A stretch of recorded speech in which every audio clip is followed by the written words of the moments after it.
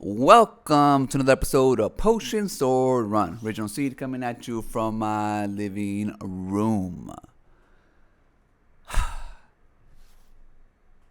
Recently, everybody who hasn't been living under a rock knows that Sony has been going through some rush patches, especially when you consider they are not only delaying a bunch of games, but also firing a bunch of people and laying off a bunch of people. The writing is on the wall. Unless you're a Sony fan.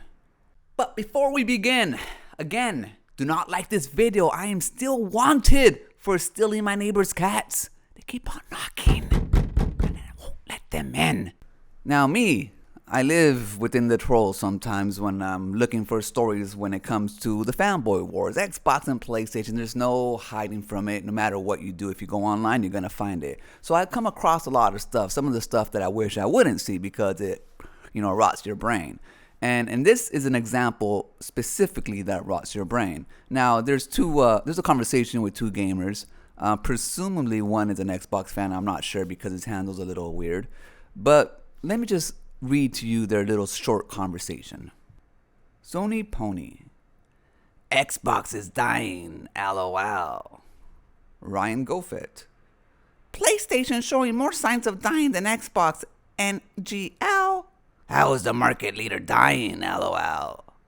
You haven't been paying attention. Nobody wants to shift to gas at PlayStation. And now there's mass layoffs. Executives getting fired, games getting canceled or delayed. It's a mess at SEI right now. They're freeing up money to buy Take-Two or EA. They're freeing up money to buy Take-Two or EA. So right now, Sony is firing across all their studios, ruining lives, right before Christmas, right when they need actual games to sell. They're delaying everything, their future, just so they can buy EA or Take-Two. That is Sony fanboy thinking.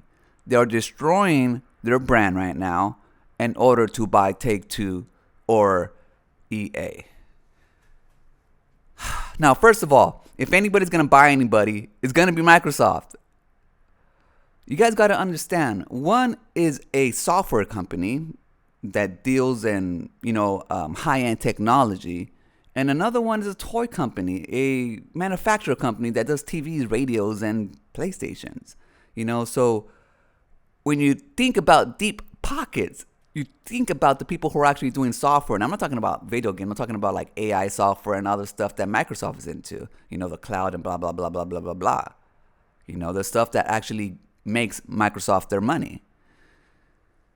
They would be the ones that would buy Take-Two or EA if they wanted to. I don't think Sony right now can even afford it. They overspent on Bungie. And Bungie, look at it.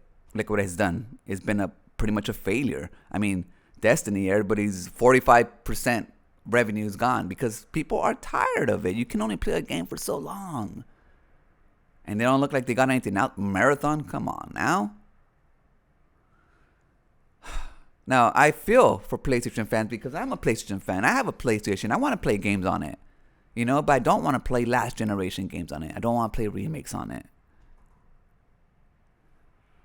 If for some godly reason they do buy Take-Two, I mean, good for them if they could pull it off because they need something like that. Because the games they have now ain't going to make it. I mean, yeah, single players are going to sell for a bit, but they need that reoccurring money somehow. And with the games and studios they have now, unless it buzzed out something new, I don't see it happening.